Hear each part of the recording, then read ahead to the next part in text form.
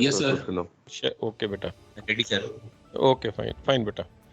This condition assessment program, beta, क्या हुआ था 1999, 2000, 2001 में, in that window 98 to 2000, there were few tanker accidents. One was Erika, other was I think Prestige, where the ships had all the statutory certificates, जो भी IMO के conventions के हिसाब से certificate होने चाहिए. They had all the certificates were valid, and those ships literally broke into two at sea. So obviously that raised a question on the efficacy of the survey system, the survey requirements, as to why or how the whole idea of having certificates was that the ships would be in a reasonable condition so that they can carry they are in a condition which is required for the ship to be in for carrying out a certain purpose for which she is built. तो अब certificate भी valid थे, सर्वे भी हुए थे, फिर भी ship टूट गए. So obviously there came an issue. अब इस इशू में सबसे बड़ी problem, but they were, one thing was they were both older ships. Okay, so one thing which came in through these two accidents was that charterers and cargo owners, they became apprehensive. They said, यार हम पुराने जहाज में अपना cargo क्यों डालें? हमें क्या पता if it meets the same fate as Erika and Prestige, then what do we do with in such a scenario? So उसके बाद बेटा ये industry came out with this optional scheme. So mark my word, optional. But sometimes चीजें अगर optional हो तो भी they are as good as mandatory. Why? Because आपका survival उसके ऊपर dependent हो जाता है. If you have an employee and you tell him, yaar, can you please do this, it does not mean you are leaving it to his choice whether to do or not. It's almost in order for him to do. So इसी तरह condition assessment program वैसे तो optional आया, but by default it became a requirement of the industry. ये condition assessment program किन को लगता है, किस type के ships को लगता है? This basically applies to older ships, older tankers rather, more specifically. What age of tankers? All tankers more than 15 years of age, except the gas tankers for which this age limit is 20 years. In tankers के लिए this optional condition assessment program is there. The owner can undergo this program, get his ship audited and survey under this. देखिए अब तक जितने भी IMO के सर्वे होते हैं, IMO के कोड्स कन्वेंशन, चाहे वो सेफ्टी इक्विपमेंट हो, चाहे सेफ्टी कंस्ट्रक्शन हो, चाहे IOPP हो, चाहे कोई भी सर्वे हो, ये सर्वे क्या देखते हैं कि जो पर्टिकुलर कन्वेंशन में मिनिमम एक्सपेक्टेड रिक्वायरमेंट्स हैं, is the ship meeting those requirements, yes और नो? करेक्ट बेटा? Right? Yes, sir. And as per these conventions, जितनी भी ships which are declared to have cleared the survey and issued the certificate, then thereafter there is no way to distinguish between them as to which is a safer ship compared to the other. They are all meeting the requirements undoubtedly, but between them they are not same. हमारा जो COC का system है India में, उसमें है the result comes as pass or fail. किसी subject में 50% की पास रिक्वायरमेंट है, किसी में 60 की है, किसी में 70 की है. Everybody who gets above 50% or 60% or 70% as applicable to a particular paper is declared pass. So whether somebody, for a minimum pass requirement of 60%, whether somebody has got 60% or the other person has got 90%, the certificate of competency does not allow that differentiation. Do you agree? Yes, sir. अब अगर ship owner को, employer को distinguish करना पड़े तो क्या करेगा? वो अपना इंटरव्यू लेगा, वो अपना इंटरनल एग्जाम कर सकता है, या वो किसी थर्ड पार्टी को हायर कर सकता है कि भाई तुम इनका एग्जाम लो और इनकी रेटिंग हमें दो, अगर इसकी रेटिंग इसके ऊपर आएगी तो हम बंदे को कंसिडर करेंगे, इसकी रेटिंग इसके नीचे आएगी तो हम बंदे को नहीं लेंगे, despite all of them having the certificate of competency issued by a particular government.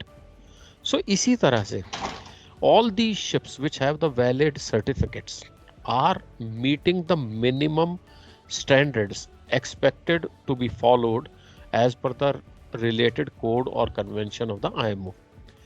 But just all of them getting the certificate puts every ship in the same bracket and does not give an charterer or the cargo owner any indication of choosing between these ships as to which one is better than the other. और ये ज्यादा requirement कहाँ पड़ती है? Aged ships में पड़ती है. नई शिप तो चलो सारी की सारी अच्छी, अभी नई कंस्ट्रक्शन होगी, सब कुछ नया होगा, तो you expect them to be in good condition. You may not have this need of differentiating between them. But as the ship gets older, different ships have different standards of maintenance, different standards of upkeep, different owners have different approach about maintenance of their ships. Therefore, all the ships are, as they get old, the difference between their quality becomes bigger and bigger. There may be some, despite being old, may still be very good. Others now have gone old, just barely meeting the IMO standards and have obtained the certificate. सो अब problem यहाँ पर आती है कि मेरे पास ये दो जहाज खड़े हैं, how do I differentiate between them? To be able to differentiate between them, this concept of condition assessment program was introduced, in which you do the survey of the ship based on its condition and not based on its age. आप उसकी जो assessment announce करोगे, that will be more on its condition. ठीक है, it may apply to ships of a certain age, that's besides the point.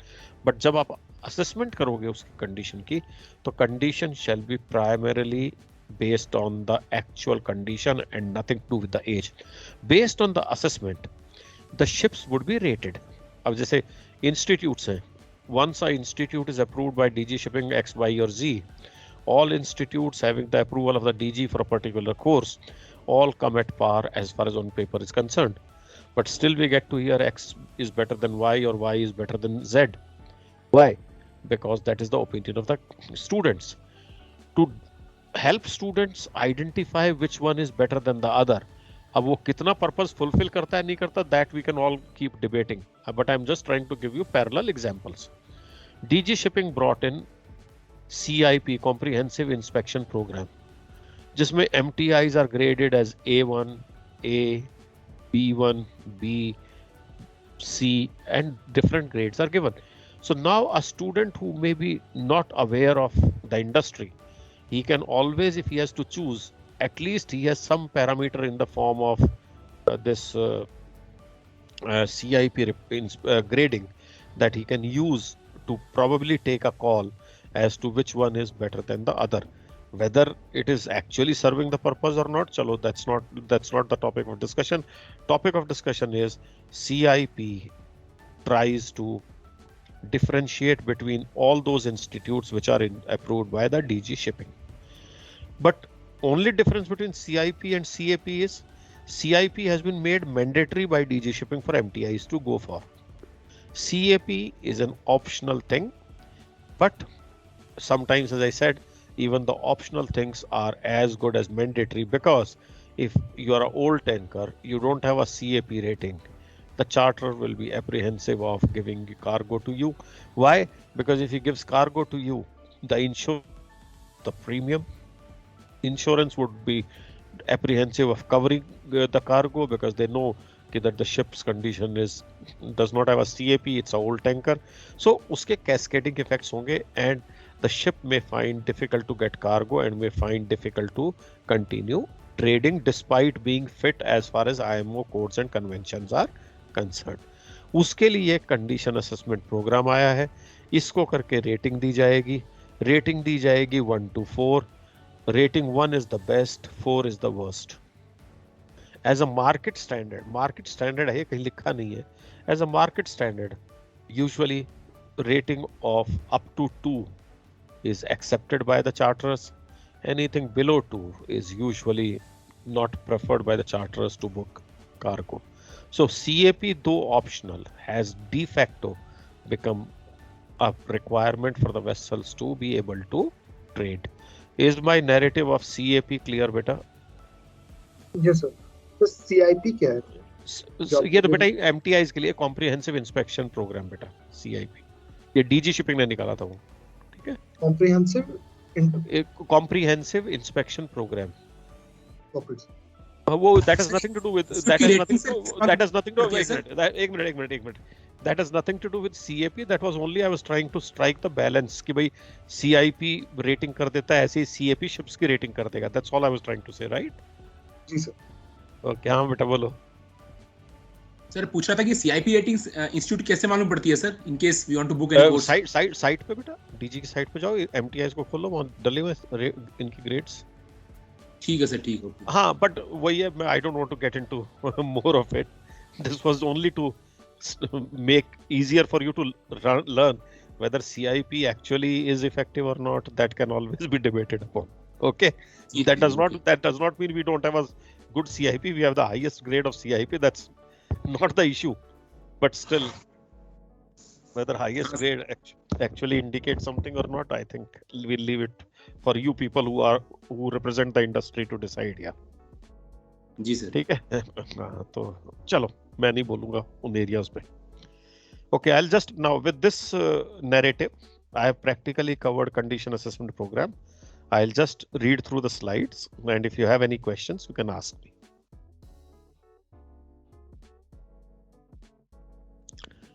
एक second बेटा. हाँ शैलेश बेटा.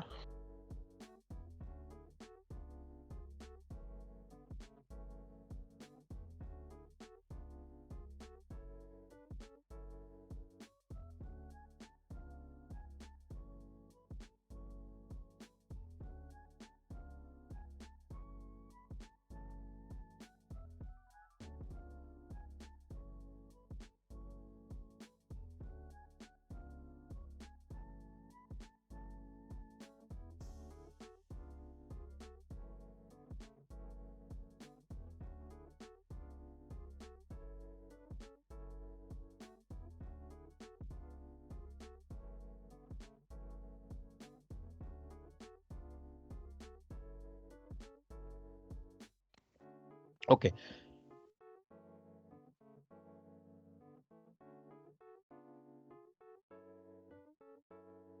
Okay, guys. Okay.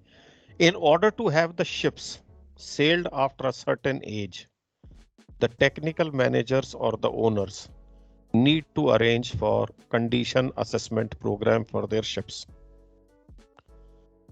During this CAP, the ship has to be assessed both physically and technically and proved in order. Generally, such assessment program is asked by the charterers, port authorities, and flag state in order to prove that the ship is safe for sailing and will protect cargo, crew, and the environment.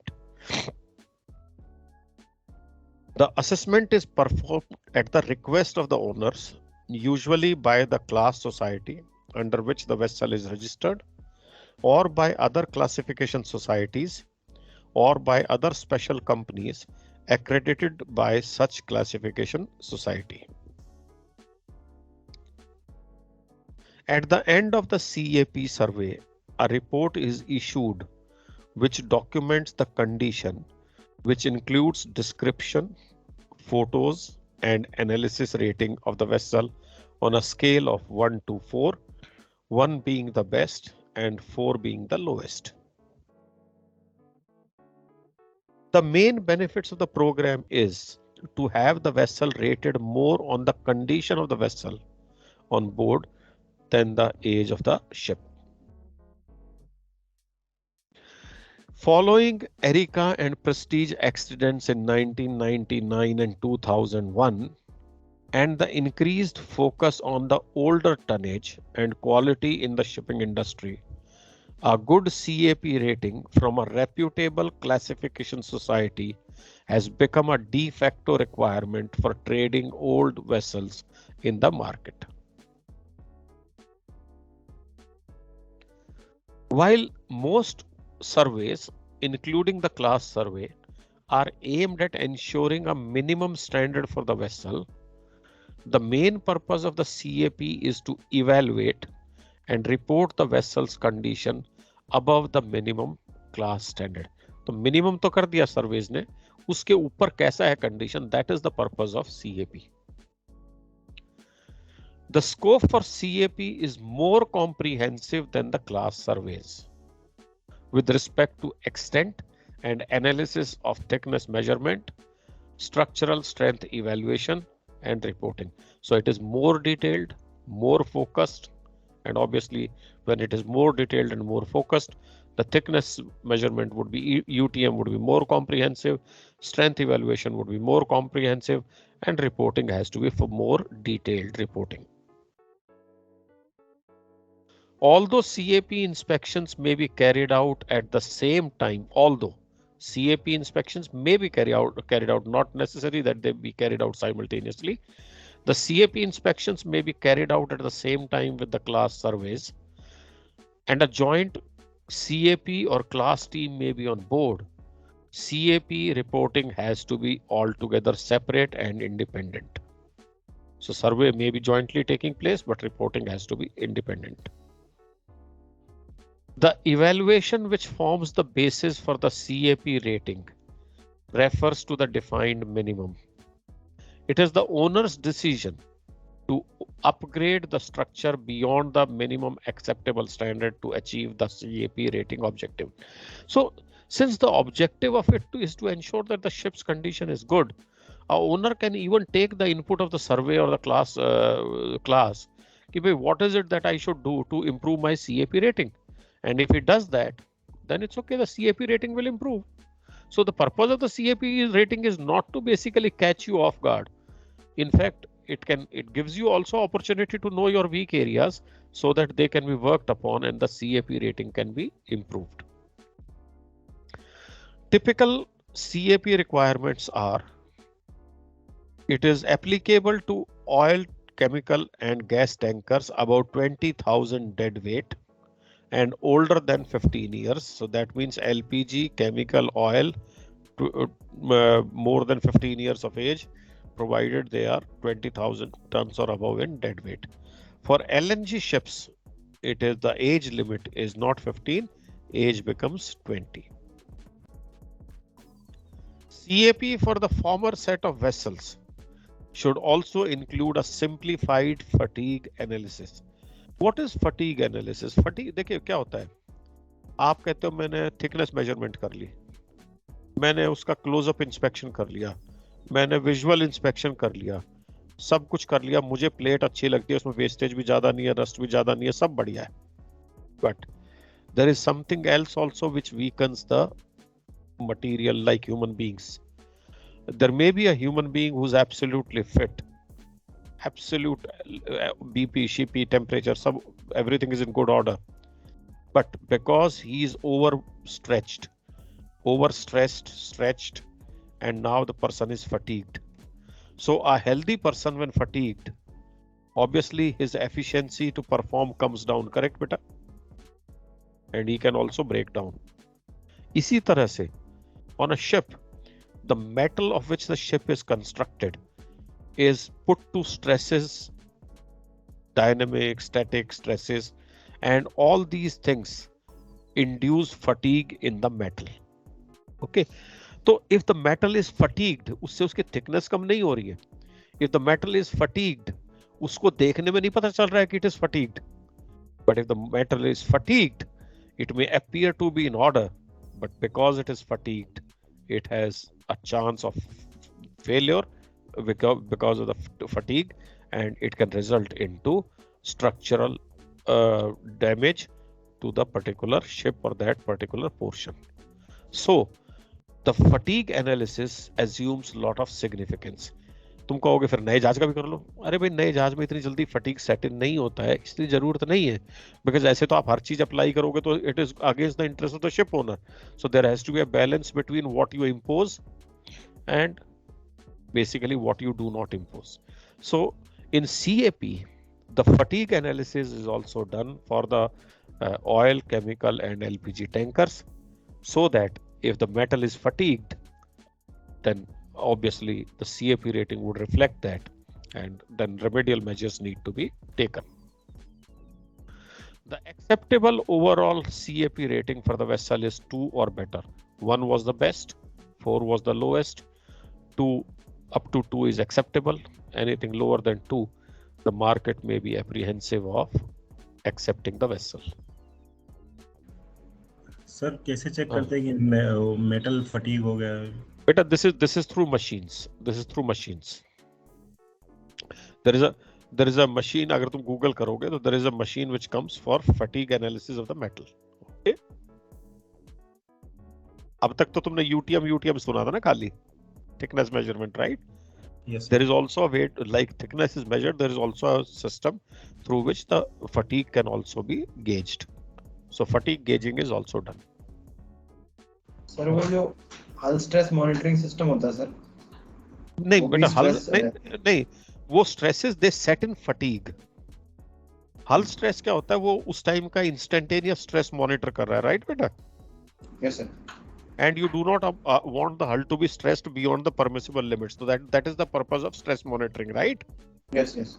But that goes on to what I was saying, that since the stress on the hull is inevitable, stress तो आएगा ही, तो Yes. over a period of time जब repeated stress आता रहता है, change होता रहता है, तो metal में fatigue, वो tiredness set हो जाती है, right? Yes sir. And that fatigue needs to be measured and taken into consideration. That's what it is. Okay? Yes sir. Substantial corrosion within the cargo tank length or ballast space is not acceptable. What is substantial corrosion? ये ESP के end में हम इसको define करेंगे, कितना % wastage leads to substantial corrosion. Sir वो fatigue के regarding एक चीज और पूछना था. फैटिग इज लाइक जो मेटल पीस स्ट्रेसेस फेस किया ड्यूरिंग इट्स टेन्योर, लेकिन एग्जैक्टली उसका हमें पता क्या चलेगा कि वो कितना मजबूत अभी भी है कि नहीं?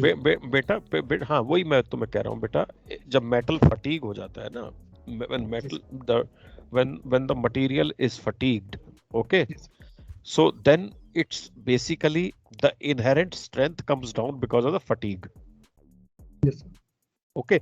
अब तक हम लोग किस चीज की बात कर रहे हैं? हमारे लिए अब तक thickness और corrosion, they were basically representatives of the condition of the metal, right? Which is, and तो एक मेटल है जिसकी ना थिकनेस कम हुई है, ना उसकी कंडीशन खराब लग रही है, देखने वाले को लग रहा है मेटल फिट है, लेकिन अंदर से मेटल क्या है? अंदर से the metal is fatigued because of being put to continuous stresses, varying stresses and composition of the metal. Steel की देखिए, फटीग होगी वो स्टील की क्वालिटी पे भी डिपेंड करेगी, स्टील की थिकनेस पे भी डिपेंड करेगी. what has been the pattern of stresses on this particular ship, उस पे भी डिपेंड करेगी. तो फटीग कितनी सेट इन कितने पीरियड के बाद होगी, it will be a complex thing which will depend on multiple factors and therefore उस तो एंड उसका एक डायरेक्ट बेयरिंग तो है on the type of steel में, तो स्टील कॉम्पोजिशन पे, तो स्टील कॉम्पोजिशन पे भी फटीग बहुत वेरी डिपेंड करता है. लेकिन आप उसकी फटीग मेजर जब कर लोगे तो आपको ये पता चल जाएगा कि ये जो आपके स्ट्रक्चर है, is the structure fatigued? Because if the structure is fatigued, then that structure is liable to be experiencing some sort of damage because of, if like human beings वो कहते हैं ना, थका हुआ है यार, गिर जाएगा, चोट लग जाएगी, रहने दे, मत थका हुआ है, don't stress yourself beyond, stretch yourself beyond this. So what is that? बाहर से बंदा सब ठीक ठाक दिख रहा है, आंखें भी खुली हुई है, मस्ती भी है, फिजिकली भी अच्छा लग रहा है, बट अंदर से he is fatigued. Why? Because he is either overworked or emotionally broken, whatever it may be. So fatigue in case of human beings could be physical fatigue or the mental fatigue or the emotional fatigue, right? अब metal में तो एक metal में fatigue आ गया, that fatigue needs to be taken care of, right? जी sir. Substantial corrosion, as I said, this is a technical term which will define it subsequently in ESP, is not allowed within the cargo tank length or the ballast spaces. Coating condition भी 3 term use करेंगे, वो भी बाद में define करेंगे how the coating we talk about. So poor coating condition will require a plan from owners for upgrading and confirmation on completion. That means if the surveyor finds that the condition of coating falls into the poor category, then he will ask the owners to give a plan for upgrading the coating and of course the confirmation of the completion of the job. The owner can take input of the assessor, that is the surveyor, at the beginning and define the repairs, upgrades necessary to bring the vessel to condition required to a certain CAP rating.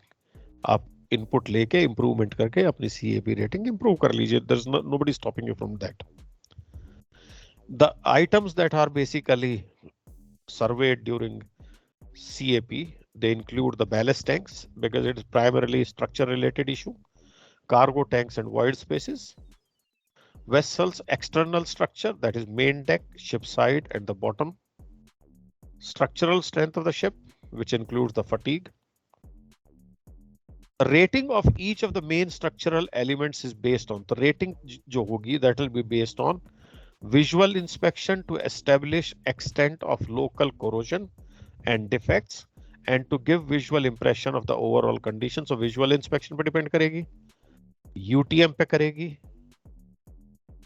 then coating condition पे करेगी, और अगर fatigue analysis applicable है, because fatigue analysis applies only to oil, chemical and LPG tankers, it does not apply to LNG tankers. So अगर fatigue analysis भी apply करती है तो that also will be taken into account basically for assigning the CAP. So that is an overview. LNG बेटा LNG की मुझे इतना नहीं पता, पर मेरे ख्याल से LNG पे इसलिए नहीं करते हैं कि उसकी जो स्कैंटलिंग्स वगैरह है ना वो काफी मोटी होती है, और हो सकता है this I am not very sure, पर हो सकता है उसकी जो स्टील है वो स्पेशल कैटेगरी की हो जिसमें फटीग के रिस्क कम हो. That is the only thing I can tell you, right? Okay sir, and about containers and bulk carriers? Beta, this does not apply to containers and bulk carriers because these accidents happened on all old tankers, so old tankers came under this purview. Okay. कल को अगर कोई ऐसा bulk carriers और इनकी कुछ आएगी तो उसके ऊपर भी कुछ आ जाएगा बेटा. जैसे NN survey program came for bulk carriers also, right? Because there were a spate of losses to bulk carriers, right, in 90s. तो वहां पर ESP अप्लाई हो गया, राइट? ओके, तो यहाँ पर इन टैंकर्स पे ESP भी लगेगा और इन टैंकर्स पे कैप भी. आप but CAP is optional as I have been saying, but ship owners have no choice but to do the CAP. Okay, so याद रखना condition assessment program is optional. इस टैग लाइन को याद कर लेना ताकि तुम इसको रिकॉल कर सको. 1 to 4 की रेटिंग वाला कंडीशन असेसमेंट प्रोग्राम था, बिकॉज इसके बड़े similar sounding is condition assessment scheme. वो भी सिमिलर साउंडिंग है, पहले 2 वर्ड सेम है, लास्ट वर्ड चेंज हो रहा है, तो थोड़ा सा कई बार कंफ्यूजन हो जाता है. So that is some overview about CAP. अगर कोई आता है. हाँ बेटा. सर, जैसे इसकी कोई सर मिनिमम फ्रीक्वेंसी भी है क्या सर? जैसे चार्टर टू चार्टर डिपेंड करेगा कि उसको कब CAP कराना है सर? नहीं. CAP जो है once it is issued तो वो बेसिकली क्लास तुम्हें जब अगले 5 साल के लिए CAP दे देगी, राइट? अच्छा, 5 साल के लिए. हाँ, CAP रेटिंग आ जाएगी. You will hold the, end of course वो CAP रेटिंग बीच बीच में जैसे और चीजें चेक होंगे तो वो भी चेक होती रहेगी, राइट बेटा? ठीक है सर, ओके. क्योंकि देखो बेटा, इसमें काम काफी होता है. Fatigue analysis if applicable, UTM, close surveys, तो ये तुम हर साल इतनी एक्सटेंसिव चेकिंग नहीं करा सकते शिप के, राइट? ठीक है सर, मतलब जैसे अगर चार्टर चेंज हो गया मेरा तो नहीं, CAP is to the vessel, not to the charter. नहीं सर, मतलब आपने बताया ना सर कि जैसे अगर उसको कार्गो कंसीडर करना है कि इस वेसल को देना है तो बेटा वो तो नहीं, तो वो तो CAP रेटिंग तो मेरे शिप की है ना. अभी यार मेरी अगर CIP रेटिंग सपोज A+ है या A1 है, तो मेरी तो A1 रहेगी ना, कैंडिडेट XI या कैंडिडेट YI. ठीक है sir. Till it is either downgraded or upgraded, right? ठीक है, तो क्लास सर्वे के साथ ही हो जाती है ये, मतलब लिखा था ना क्लास सर्वे के साथ करा सकते हो चाहो तो, but reporting has to be independent and separate, right? Okay okay sir अगर कोई शिप ओनर चाहता है तो शिप ओनर चाहता है, क्या चाहता है बेटा? means he is the ship owner of bulk carriers, so he can apply the CAP on his bulk carriers also. बेटा If he देखो, wants- सीएपी का कॉन्सेप्ट बल्क कैरियर्स के लिए आया नहीं है, ठीक है? अब तुम अपनी मर्जी से कुछ करा के एंड यू वांट टू से मेरे पास ये एडिशनल एविडेंस है that I am in good condition and if the industry wants to accept you can get it done, but there is no concept of CAP for bulk carriers, formal concept of CAP in the industry, right? Okay sir. हाँ, industry में नहीं है। उसके अलावा ये तो वही बात होगी कि हमारे बच्चे ने 10वीं का एग्जाम तो दे दिया, जो नंबर आया है, लेकिन उसके अलावा मैं चाहता हूँ कि उसको फलानी एक इंस्टीट्यूट है वो और उसका एग्जाम देके उससे भी सर्टिफिकेट ले, कितने मार्क्स आए तो ठीक है, that's up to you, but there is no formal system of CAP for bulk carriers as far as industry is concerned, right? Okay sir. और बेटा ये इतना आसान नहीं होता ना, जब आप एक कंडीशन असेसमेंट स्कीम या कंडीशन असेसमेंट प्रोग्राम या इनके बनाते हो गाइडलाइंस, तो फिर वो गाइडलाइंस भी तो बनेंगी ना, फिर गाइडलाइंस भी तो होनी चाहिए ना, इन which are basically accepted by the industry, right? Yes, तो इंडस्ट्री एक्सेप्टेड स्टैंडर्डाइज्ड गाइडलाइंस भी तो होनी चाहिए ना, उस चीज की तो वो है नहीं। उसके अलावा आपने कुछ करा के अपनी मर्जी से जो रखना रखो, whether somebody will value it or not value, that is between the ship owner and the so called charterer, right? अब Yes, कई बार चार्टर भी क्या करते हैं, देखो ना, एक मैं तुम्हें बता दूं, अब कई चार्टर क्या करते हैं, दे विल जो वेटिंग इंस्पेक्शन वगैरह को भेजते हैं। अब वेटिंग इंस्पेक्शन में somebody uses agency X, somebody may use agency Y. Why? Because उनके अपने एक्सपीरियंस है, उनको लगता है agency X does a good job, दूसरे सोचते हैं agency Y does a good job, so that's fine. तो कोई एक्स्ट्रा कुछ कराना चाहे करा ले, but as far as industry practice is concerned, CAP does not apply to bulk carriers. Okay sir. Now coming to condition assessment scheme, पहली बात तो मैं बता दूं, मेरे हिसाब से condition assessment scheme is no more relevant, क्योंकि इसकी जो विंडो थी वो निकल चुकी है जिसमें ये लगता था। लेकिन अभी भी पुराने पेपर कई बार रिपीट होते हैं, कैश कैप इकट्ठे चलते हैं, तो लोग पूछ लेते हैं, इसलिए do not drop the guard. Okay, ये condition assessment scheme unlike CAP, CAS is mandatory or was mandatory, whatever you want to say. ये किस पे अप्लाई कर रही थी बेटा? मारपोल में they amended मारपोल and they brought in, I think 2003 या कुछ ऐसे में लेके आए थे शायद, if I'm not mistaken, around that time 2000 के आसपास they brought in the concept of double hull tankers, like they said all tankers of more than 5,000 tons should be double hull tankers, correct? You remember the requirement of double hull tankers came sometime, right? Yes sir. So when change takes place, then question came, what happens to the single hull tankers? Okay, these single hull tankers were given a certain window from the time double hull tanker concept came in, and they were given a window depending on their size, type, that they could operate up to so and so period, and then they were supposed to be phased out. And going by that table, all the single hull tankers should have been phased out in 2010. ठीक है, अब जब 2010 में आया कि भाई सारे single हल टैंकर फेज ऑफ कर दो, तो दो प्रॉब्लम आई।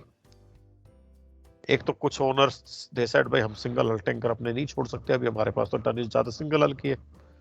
दूसरी ये आई कि सारे सिंगल हल अगर तुम निकाल दोगे, फेज आउट कर दोगे सडनली, तो there may be a crunch, tonnage crunch as far as tankers are concerned, and the tonnage available may not be able to meet the requirements of the trade.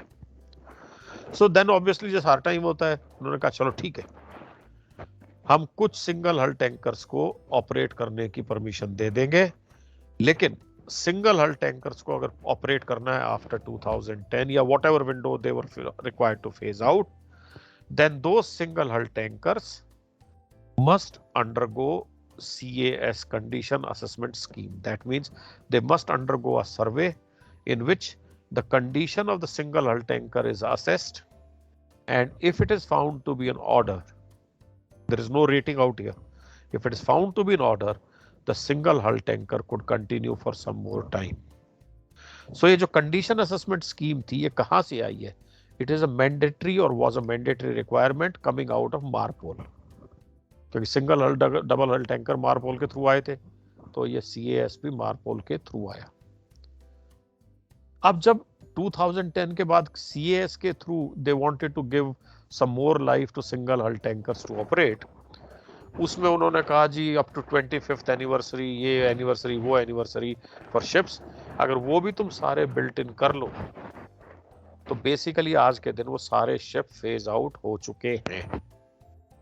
Okay, so as per the extension window given through SCAS is concerned, that also is over. So that means आज के दिन हम अगर CAS की बात करें तो it may not be appropriate, because if you don't have ships to which CAS is applicable, then why am I studying CAS, right beta? Right, sir. Okay, but I'll still take you through the slides. You cannot write in the exam CAS is not applicable. Why are you asking me? We still have to fill up pages and we still have to earn marks to cross the pass line. Okay, so I'll take you through the slides. In 1992, it was not 92, 93, not 2000, sorry, my mistake. In 1992, MARPOL was amended to make it mandatory for tankers of 5,000 tons dead weight and more ordered after July 1993 to be fitted with double hulls or an alternate design approved by IMO Regulation 13F of Annex 1 of the MARPOL. So that means they were required to have double hulls or an alternative design equivalent to double hull approved by IMO. Now here is the slide which is more for reference from my side, that if you see the tankers were the single hull tankers then way back in 92, 93 were divided into these categories, category 1, 2, 3. क्या category थी वो छोड़ दो आज के दिन, अगर इन categories के सामने देखो तो the date up to which they were allowed to operate was April 2005, anniversary date in 2005, April 2005, anniversary date in 2005. Then you see, wherever you see the last in this category is the anniversary date in 2010, right beta?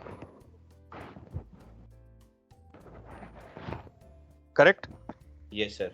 Yes, sir. So that means ideally 2010 में इस table के हिसाब से सारे के सारे single hull tankers phase out हो जाने चाहिए थे, करेक्ट?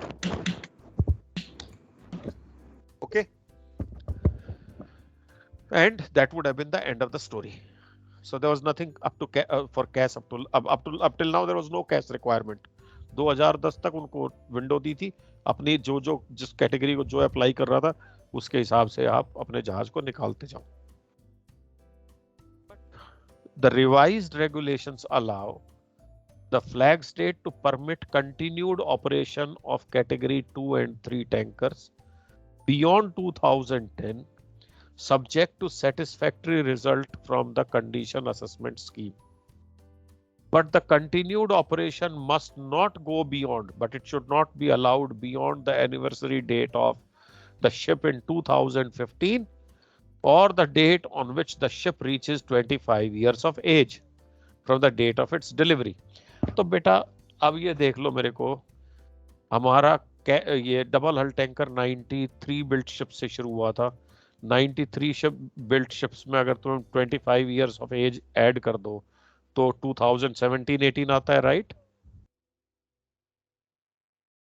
Yes sir, 2018. 2018 एंड यहाँ पे 2015. दैट मींस 2018 में तो सबकी स्टोरी खत्म हो जानी चाहिए ना, कैश के बावजूद भी.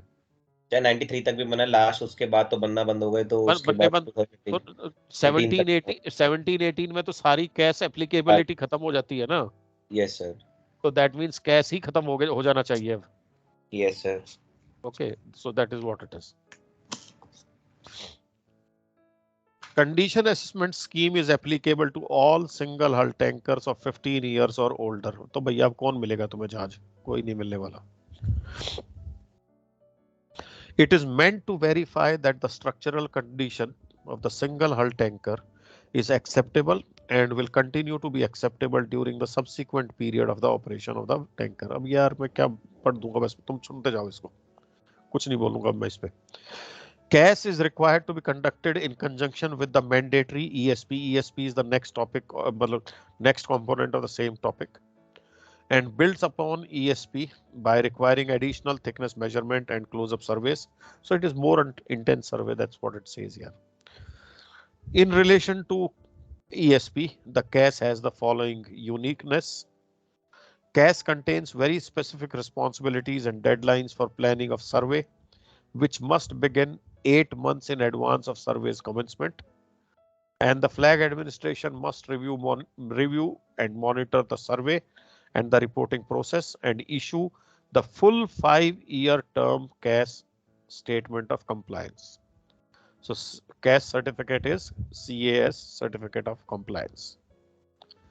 Although CAS does not specify structural standards in excess of provisions of other IMO conventions, it does not, like CAP does not say कि आपकी क्वालिटी कितनी अच्छी है, वो कहता है मिनिमम स्टैंडर्ड्स पे जाएगा वो जो भी एप्लीकेबल है.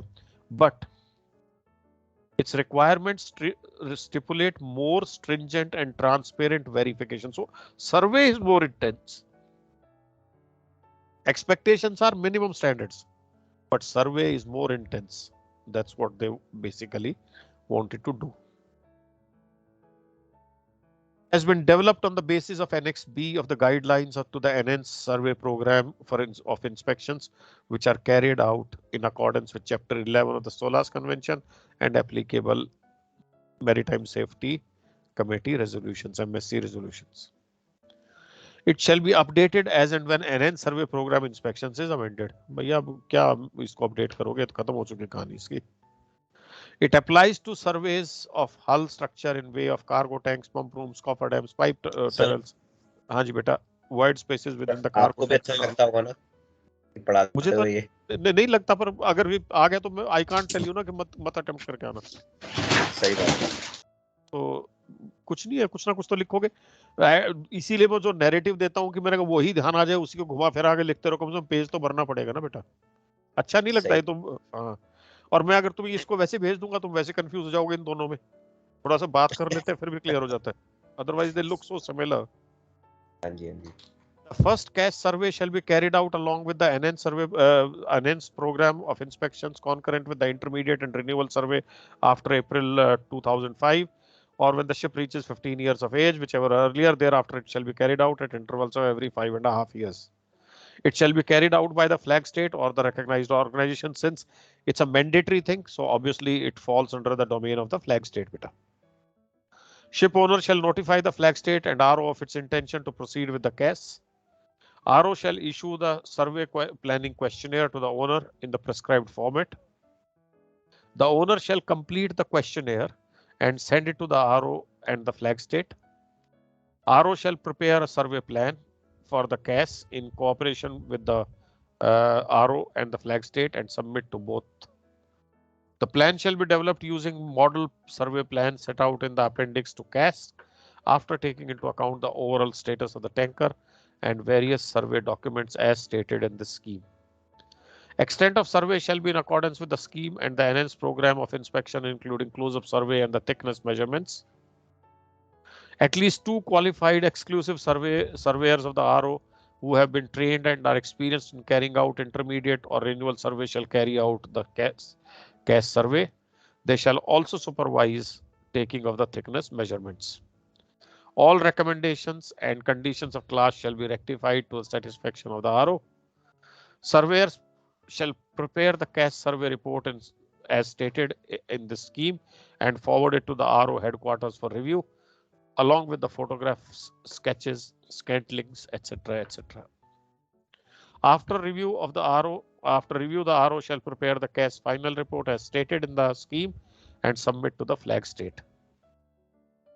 RO shall issue an interim statement of compliance to the tanker in the prescribed format, valid for 5 months or till the time statement of compliance is issued by the flag state, whichever happens earlier. The flag state shall review the final report and prepare the review record. On satisfactory completion of the above actions, the flag state shall issue a statement of compliance to the tanker in the prescribed format, valid for 5.5 years, along with the final report of the RO and the review record of the state. On the issue of this statement, the interim statement issued by the RO becomes null and void. Statement shall be in the official language of the flag state with translation in English, French or Spanish. It shall be a supplement to the IOPP certificate. Since it came out of the IOPP, so the CAS certificate also is a supplement to IOPP. A copy of the state किसी भी language में translation हो सकती है क्या चीज बेटा तीनों में से किसी भी एक लैंग्वेज में करेक्ट ये तीनों लैंग्वेज आईएमओ में रिकॉग्नाइज्ड है तो अगर आपने मान लो हिंदी में सर्टिफिकेट इशू किया है तो one copy either in English और फ्रेंच और Spanish should also be there तो मतलब जरूरी नहीं कि इंग्लिश में ही हो ऐसा मतलब ऐसा जरूरी नहीं है अच्छा okay sir A copy of the statement and the review record of the state shall also be given to RO. The flag state may declare the statement as valid even if the tanker is subsequently transferred to another RO or another owner, provided that the period of validity and the other conditions for issuance of statement remain the same. The owner fails to obtain the statement and changes the flag of his tanker, then the new flag state shall obtain the complete CAS documentation from the previous flag state and ensure that earlier grounds of rejection are adequately dealt with before issuing statement of compliance. This was to basically prevent change of flag just to cover your weaknesses or your shortcomings. कि आपने कहा कि वहां आसानी से मिल जाएगा, flag state change कर लो. It has been rejected at one place. So if you do so, the new flag state is obliged to seek the report from the earlier flag state and take that into consideration. If the owner changes the flag of his tanker after obtaining statement, then the new flag state shall obtain the complete CAS documentation from the previous flag state and may issue a new statement to the tanker. The flag state shall send to IMO the particulars of the statement issued and also the particulars of the tanker to which it has been declined to issue the statement. So that completes your CAS cap. I'll send these slides only as notes. So these slides only would be coming to you as notes, beta. It's 12:47 now. So we can take a 13 minutes break. At 1 o'clock, we can quickly start with वो थोड़ा सा lengthy होगा topic. उसमें page slides कितने? Let me just see. It has 32 slides, so that is your ESP. But उसमें से कुछ slides को मैं फटाफट skip कर दूंगा बीच में. So at 1:05, let's keep it at 1:05. At 1:05, we start with ESP. Okay, beta? Sir, the CAS is being conducted by flag state or by the classification society? Beta, it is the responsibility of the flag state. If flag state, like many other surveys, they can outsource it to RO if they so desire. Responsibilities of the flag state. Understood. Okay, जैसे आपके ROs करती है ना, load line सर्वे वगैरह भी करती है, correct? So they are carrying out on behalf of the flag state. Okay. Yes. But अब जैसे तुम शेप से कोई कोर्स कर रहे हो STCW, तुम्हें शेप सर्टिफिकेट दे रहा है, but that is being given on behalf of DG Shipping, right? Yes, sir. Because of the approval, right? Yes. Okay. ठीक है, so let's take a break. हाँ जी, करण शुरू बच्चों। बेटा आपका पीछे रेडियो की आवाज आ रही है, उसको कम कर लो प्लीज किसी की। Shall we start, guys? Yes, sir. Yes, sir. Okay. Beta, the third subtopic of this particular, from which this question is actually asked, is the Enhanced Survey Program, ESP. Okay. अब बेटा वही बार आ रही है बात कि like the tankers, we also had loss of many bulk carriers. Again, those bulk carriers had all the certificates in place, valid certificates, and there was hull failure. So what did they reach at? What did they basically realize? They realized कि ठीक है आपने codes ले आए, conventions ले आए, आपने सर्वे की चेकलिस्ट बना दी, आपने सर्वे करा लिए, सर्वे के बाद सर्टिफिकेट इशू कर दिए, but somewhere there is something which is not being followed in letter and spirit. It is probably just being complied with but not followed in letter and spirit, and that means the surveys were not effectively either being done or they were not being effective for whatever reason you may assign. Reasons could be the time available to the surveyor, reasons could be the number of surveyors available, reasons could be intentional, reasons could be beyond one's control. So without going into what were the reasons, one thing the safety committee agreed कि हाँ यार, there is somewhere problem in the quality of survey being carried out. So this ESP was first introduced like a voluntary thing by the IX, International Association of Classification Societies. Then subsequently IMO saw merit in it and they adopted it through SOLAS chapter 11.1. Okay, so now ESP is mandatory. In fact, ESP also has a ESP code which gives detailed guidelines. So what is this word enhanced survey program? As the name suggests, it is basically a detailed system to facilitate effective survey. कि आप पहले से सर्वे शुरू कर दो, सर्वे में क्या क्या देखना है, कितने सर्वेयर होने चाहिए, जैसे एज बढ़ जाए तो नंबर ऑफ सर्वेयर्स बढ़ा दो, तो आप सर्वे की इंटेंसिटी और क्वालिटी पे कॉम्प्रोमाइज ना हो, उसके लिए एनहेंस सर्वे प्रोग्राम आया है. So the purpose of enhance survey program is to make sure that there is neither compromise on the quality of survey और the intensity of the survey, and to make sure that if a certificate is issued, that means it has come after a good scrutiny by the survey that is required for the issuance of a particular certificate. So that is the narrative to enhanced survey program. Enhanced survey program does not check anything beyond the minimum requirements of the conventions.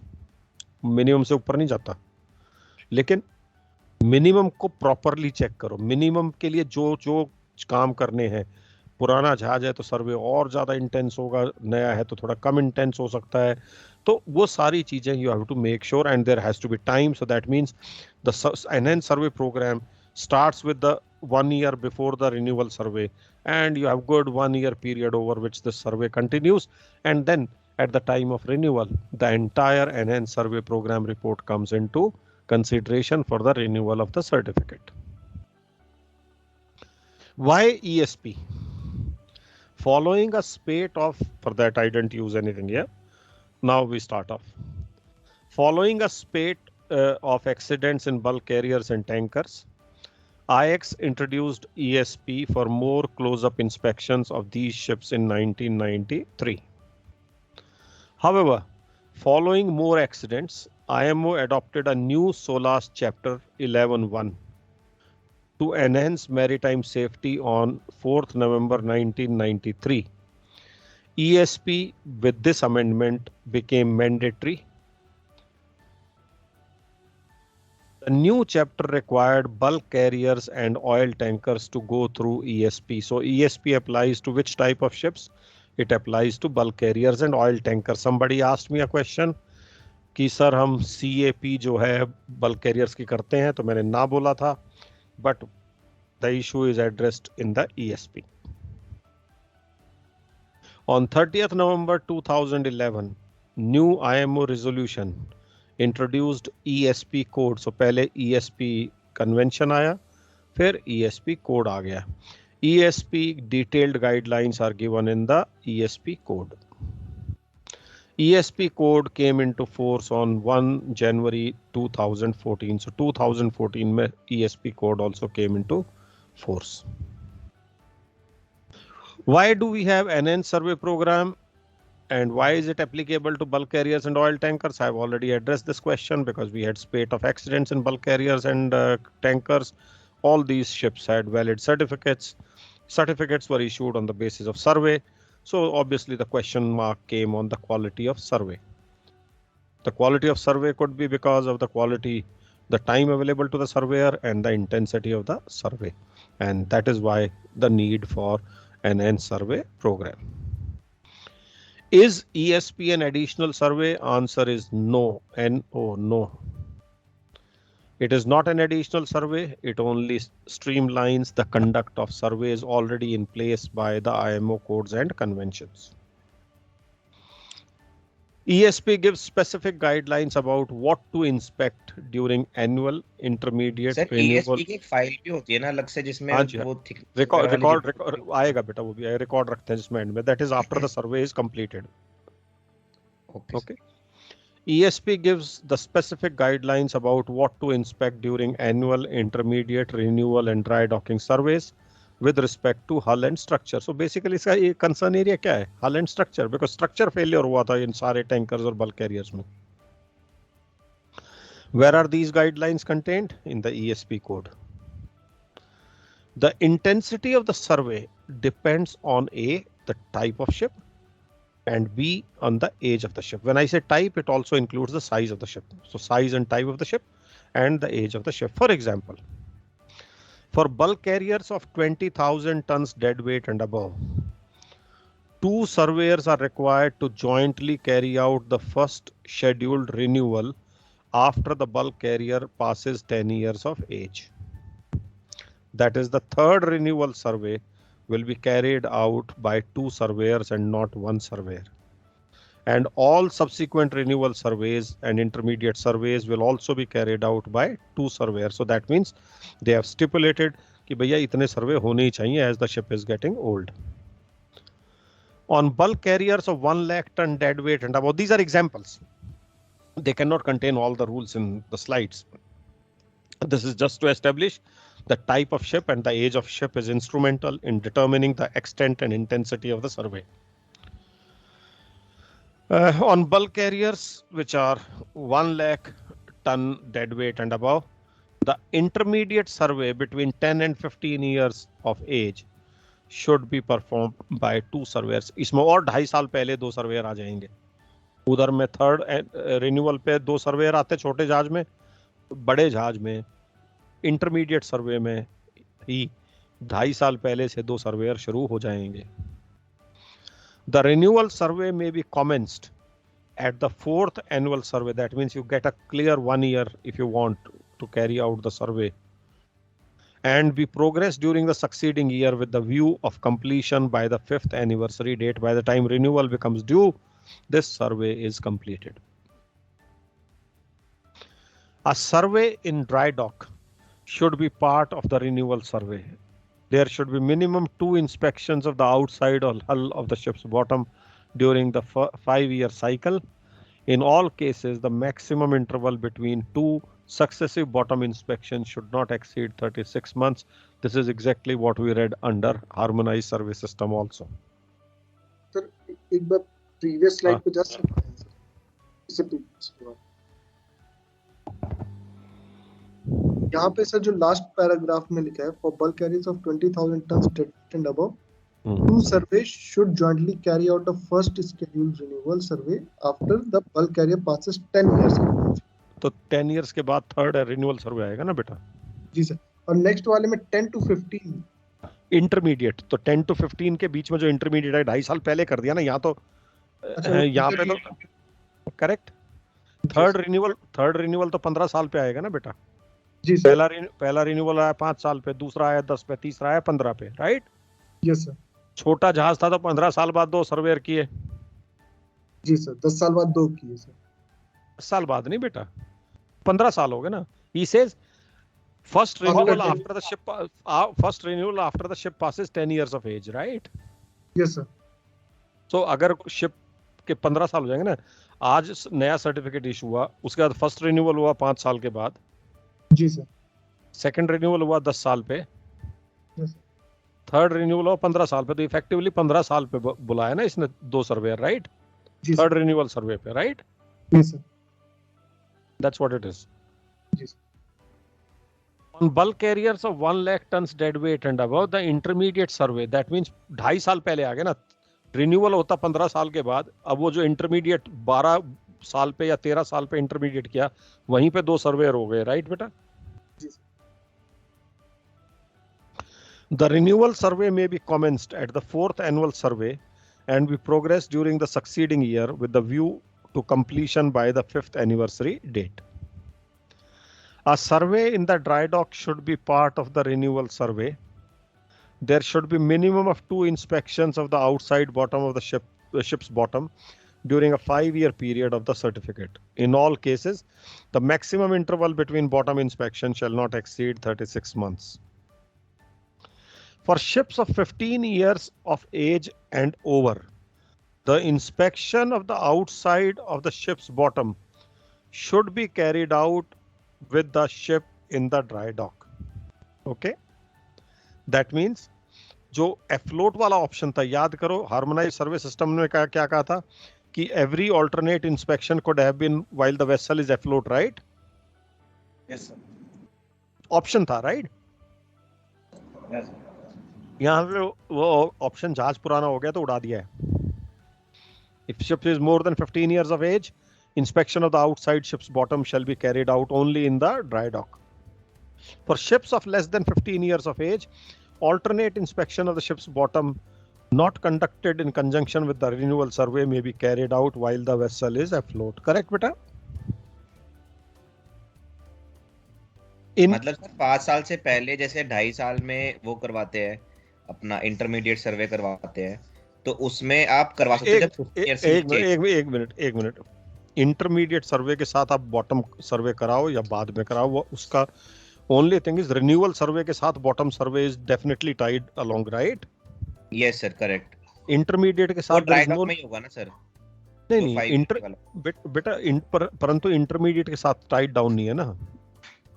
नहीं, मैं renewal सर्वे की बात कर रहा हूँ. तो renewal के से टाइप तुमने कहा ना, अगर इंटरमीडिएट सर्वे 2.5 साल के बाद है तो उसके साथ अफ्लोट में भी कर सकते हैं इंस्पेक्शन. हाँ, 2.5 साल वाला तो कर सकते हैं ना. What I am saying is बेटा, बॉटम की इंस्पेक्शन इज सेपरेट और intermediate survey is separate. Okay, correct.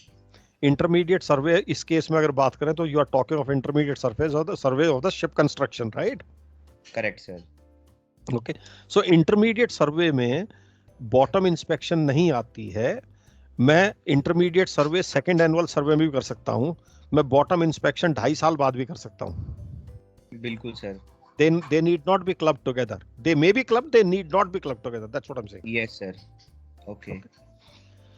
In any kind of survey, that is renewal, intermediate, annual or other survey, having the scope of the foregoing ones, thickness measurement of the structure in area where close-up surveys are required. Now close-up word will define. ये भी एक technical word है. The close-up surveys are required should be carried out simultaneously with close-up surveys. So thickness measurement should go hand in hand with the close-up survey wherever the thickness measurement becomes mandatory.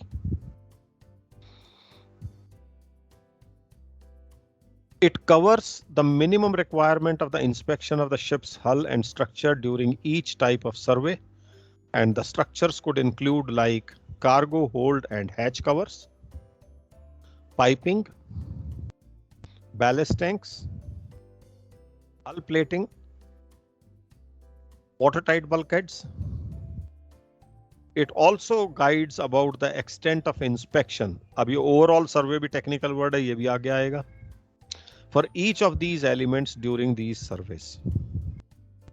So they basically define in detail what is the extent of each survey, what should be done, what is to be checked. So everything is documented so that the survey is done in a detailed manner, in an enhanced manner, and so that the chances of survey's effectiveness increase and the certificate therefore becomes more dependable rather than the ones which we saw when bulk carriers and tankers, they had structural failure despite the certificate being in place. What is the process involved in the enhanced survey program, बेटा? हर चीज में हम क्या करते हैं? पहले planning करते हैं, फिर मीटिंग करते हैं, फिर सर्वे करते हैं और फिर उसकी रिपोर्ट बनाते हैं। तो वही प्रोसेस ESP का भी है बेटा। It starts with the survey planning or survey program document. A survey planning document is made. Then there is a meeting or a planning meeting which is done. Then the survey is actually conducted. Then the survey is reported. And finally, the records are kept in a file called as Enhanced Survey Program file. So these are the processes involved in the ESP. That means planning for the survey, the meeting, conducting, reporting, and filing.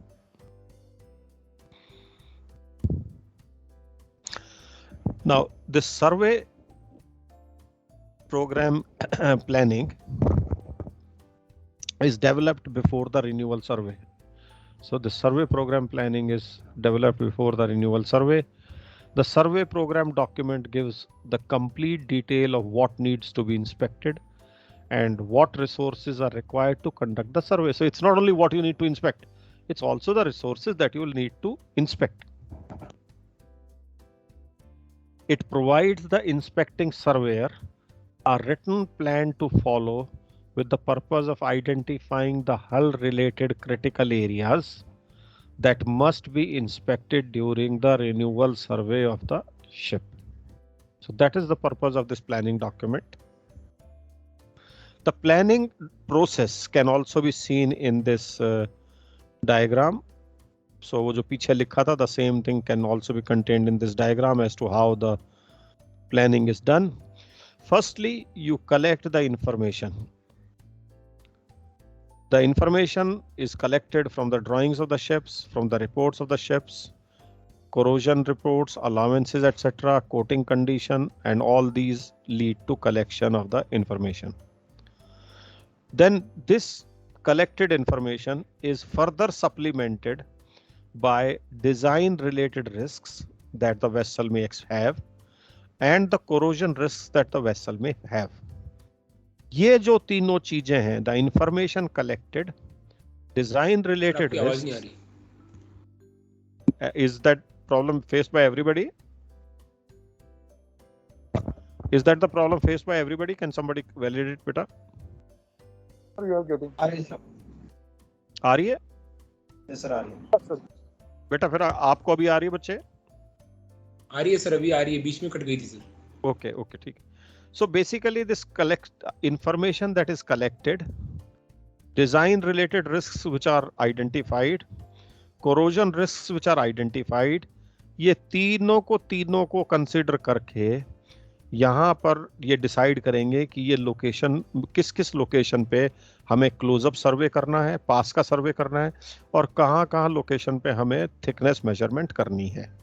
So at the planning process itself, based on the collected information, based on the design related risks further to the vessel, based on the corrosion risks to the vessel, the locations of close-up survey and thickness measurement are identified. ये करके एक सर्वे programme बनता है. सर्वे programme आप administration को submit करते हो. Administration, if it accepts the survey program, then you proceed to the next step. If the administration raises some objections, then you, with those objections, you go back to the initial stage and repeat this process till the survey program is acceptable to the administration. So this is how the survey planning is actually done. अब इसमें design related risk क्या क्या होंगे? देखो ये तीन चीजें मैंने यहां से करके मैं सीधा यहाँ आ गया. क्यों? ये चीजें क्या है? These are the sources from which design related risks will be identified.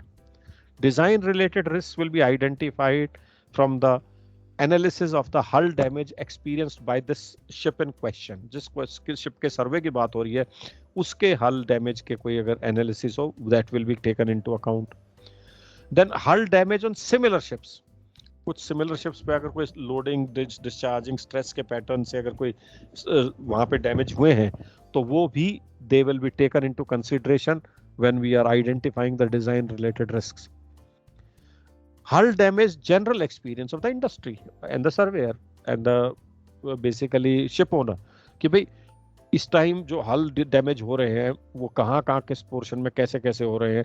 So all that can also be taken into account when you try to identify the design risk. Then present areas where hull damage has been found and risk considered high. This is through during a walkthrough of the ship, through a physical inspection by the ship staff. You could take a round. You can identify some areas where you think the corrosion risks are high or damage risks are high, and they could also become the design related risks. So these are the sources from which design related risks and can be drawn. Is that clear? समझ में आ गया बेटा ये part, ये वाला? Yes sir. इसी तरह से कोरोजन रिलेटेड रिस्क कहां से आएंगी? एक तो आप अपने जहाज की इंस्पेक्शन कीजिए, उसकी कोटिंग कंडीशन को इवेलुएट कीजिए और उसके हिसाब से कोरोजन रिस्क आइडेंटिफाई कीजिए. दूसरा, corrosion condition of your ship and ये coating condition usage of tanks. तो ये तुम्हारे शिप के रिलेटेड है. टैंक्स में क्या कोरोजन की कंडीशन है, आपने क्या क्या कार्गो वहां कैरी किया था, depending on whether you carried corrosive cargo, non corrosive cargo. So depending on the coating condition and the usage of tanks, corrosion condition of your own ship through inspection and rounds, and corrosion damage to similar ships. These become the indicators for evaluating the corrosion risks. तो आपने corrosion risks identify कर ली, आपने design related damage risks identify कर ली, आपने और information collect कर ली. जब ये सारी की सारी information जिस पे मेरा cursor चल रहा है, once all this data is collected, then you identify the areas where you would like to do the close-up survey and thickness measurement. Based on that, you make a survey program, submit to the administration, accepted, go to the next step, not accepted, make amendments, and repeat the process till it is accepted by the administration. So is this planning process clear, guys? Yes, sir. Yes, sir. Okay. Then we have this planning document.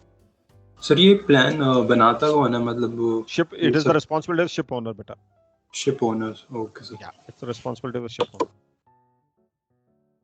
Now then it leads us to some planning questionnaires. Before survey program is developed, the ship owner is required to complete a survey planning questionnaire.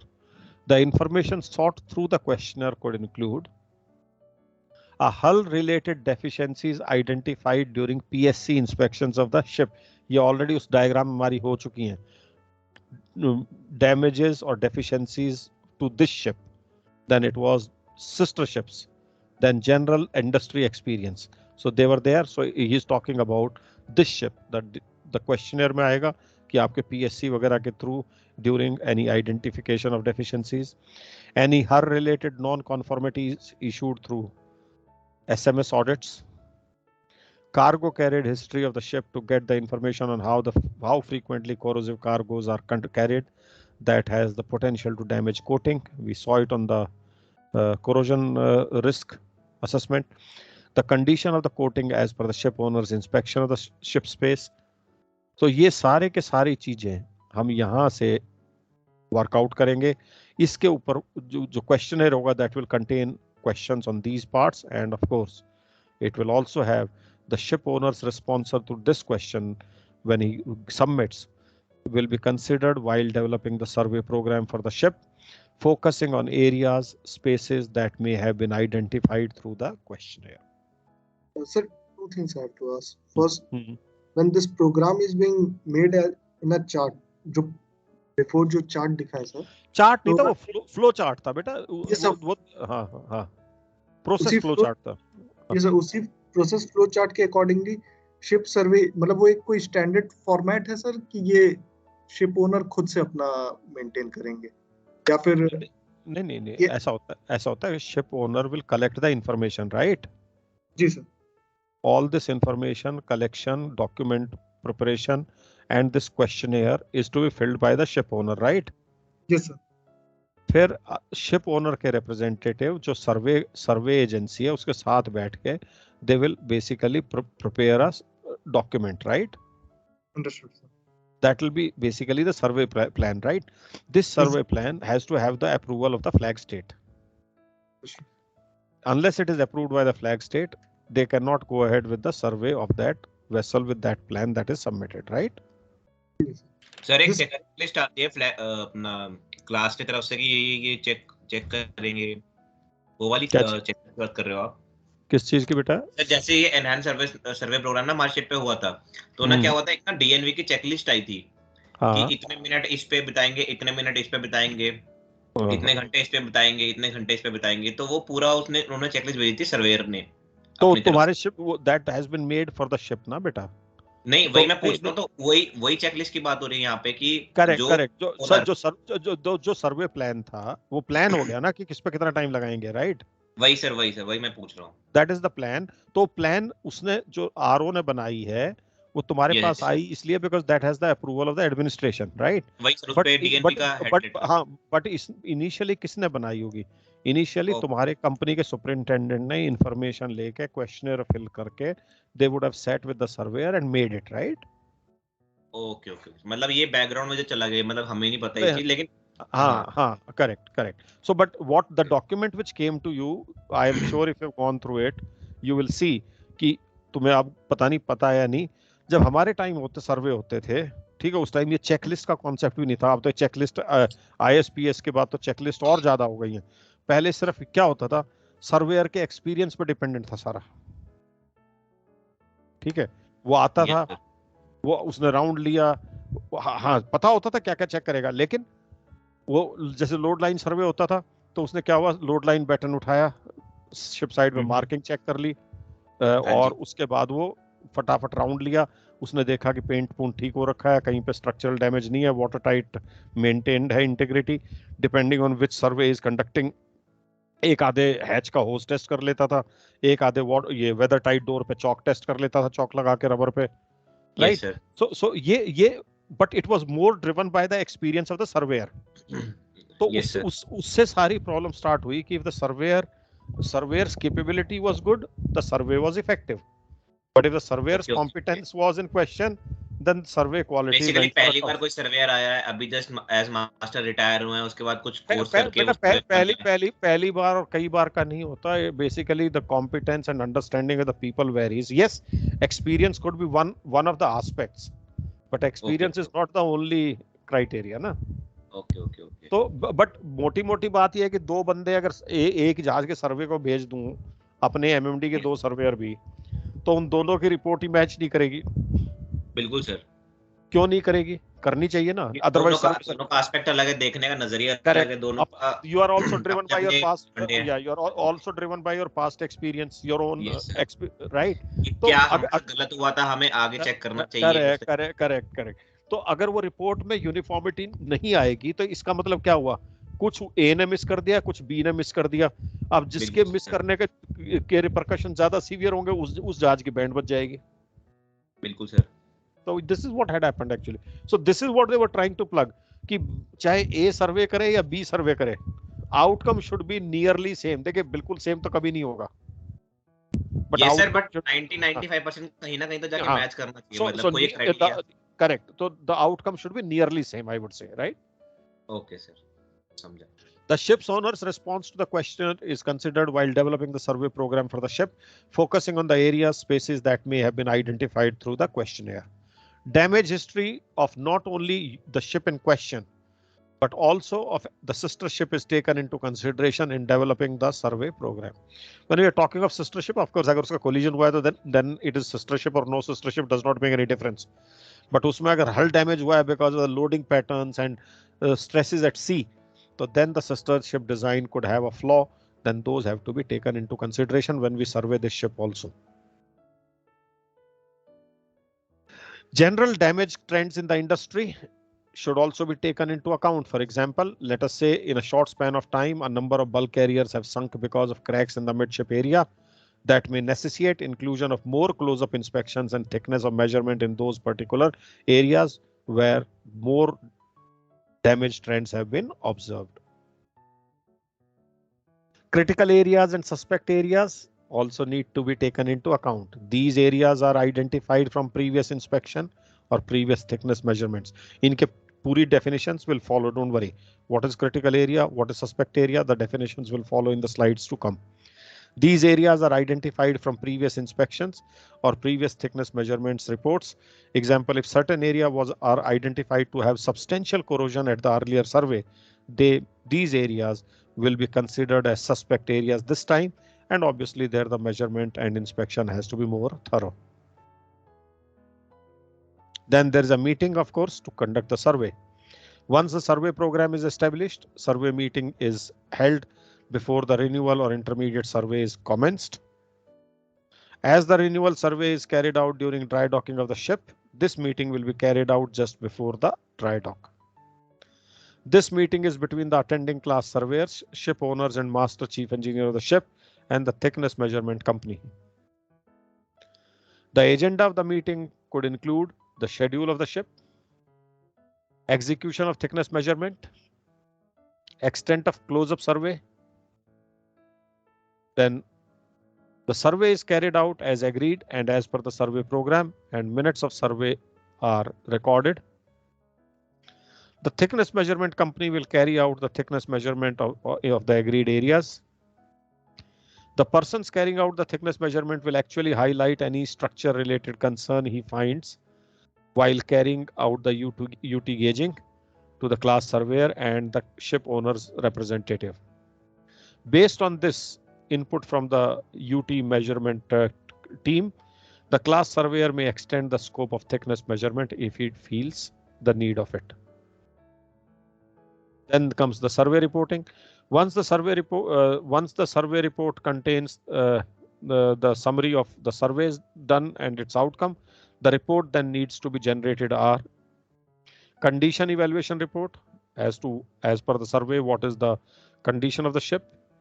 If a condition of class is issued to the ship, a result of renewal class, the details of conditions of class, if any, details of any memorandum of class issued to the ship, any area that has not been observed to have substantial corrosion. So all these that has been observed to have substantial corrosion. So all these become part of the report that you make. Condition evaluation report, condition of class, memorandum of class, areas having substantial corrosion. They all get included in the report because you want to highlight these things. Any questions from here? Sir, जब usually हम लोग ship पे check करते हैं, water blast tank inspection और ये सब करते हैं, तो टॉर्च लाइट देख के पूरा स्ट्रक्चर थॉरोली गो थ्रू करने की कोशिश करते हैं. जब हम लोग फॉर एग्जांपल से पूरा हल चेक करते हैं और फैटिग चेक करते हैं शिप के मेटल का, तो उसका इतने बड़े शिप का कैसे थॉरोली पता चले? वही तो अभी वही है ना. चलो तुम थोड़ी देर फटीक वाले को थोड़ी देर एक तरफ रख दो. जैसे यूटीएम पे अप्लाई करेगा थिकनेस मेजरमेंट, वैसा ही फटीक पे अप्लाई करेगा. Okay okay. अब थिकनेस में आपने भी क्या कहा था प्लानिंग में कि based on the information collected, which includes the design risks, corrosion risks, information related to the ship, based on that you will identify कि कितने areas को आपने close up inspection करनी है और intensity of gauging कितनी रखनी है, right? Correct बेटा? जी सर. उसके अलावा हमने क्या कहा कि जब जो measurement thickness measurement कर रहा है, अगर वो कहीं पे देखता है कि थिकनेस काफी कम हो रखी है, तो he will bring it to the notice of the surveyor, and based on that input the surveyor can further increase the intensity of thickness measurement. Correct? जी sir. So this is how you decide. You cannot do the thickness measurement of each and every millimeter of the ship. It has to be random sampling. But what is the intensity of sample, right? एक तो ये हुआ कि पूरे जहाज में 2 जगह पे मेजरमेंट की, एक किया पूरे जहाज में 100 जगह पे मेजरमेंट की. एक डेक की बात करो, एक डेक पे तुम 2 जगह करो, 20 जगह करो, 200 जगह करो, तो intensity keeps changing no. So obviously जितनी ज्यादा इंटेंस मेजरमेंट होगी उतनी ही एक्चुअल कंडीशन की रिपोर्ट आपके पास आ जाएगी. करेक्ट बेटा? जी. दूसरा क्या है कि आप किन एरियाज को फोकस करोगे? जो आपके क्रिटिकल एरियाज हैं, जो आपके सस्पेक्ट एरियाज हैं, जहां पे आप सोचते हो कोरोजन ज्यादा होगा, वहां पे आप उसकी इंटेंसिटी ज्यादा बढ़ा देते हो. जी सर. सर जो कोरोसिव कार्गो का कंडीशन है वो ऑयल टैंकर्स एंड गैस में भी अप्लाई करेगा? बेटा कार्गो कोई भी कोरोसिव हो सकता है. सारे टैंकर में भी सारे कार्गोस कोरोसिव नहीं होते. If you happen to carry lube oil Yes. then lube oil provides a protective coating actually. जी सर. तो ये नहीं होता कि सारे पेट्रोलियम प्रोडक्ट्स ही कोरोसिव हैं, but if you happen to carry naphtha or something, they are highly corrosive, right? जी sir. So naturally that has to be taken into account. And it's not only the corrosive cargo. आप फिर भी physically तो देखोगे ना condition of coating क्या, अगर मेरी condition of coating is good, so then whether the cargo is corrosive or non corrosive, how does it make a difference? The problem starts when my coating is not good, right? ठीक है बेटा? जी sir. And of course the thickness measurement report. Yes, sir. हाँ बोलो. The ship shall, you are saying something, बोलो बेटा बोलो. नहीं sir कुछ नहीं. Okay. Yes. The ship shall maintain on board a ESP, enhanced survey program file, that shall have the following things in it: survey reports related to hull structures, condition evaluation report which we just spoke about, thickness measurement report which has been just spoken about, and this is how these are the contents of your ESP file. So if you can remember this diagram, that means you remember the contents of your enhanced survey program file.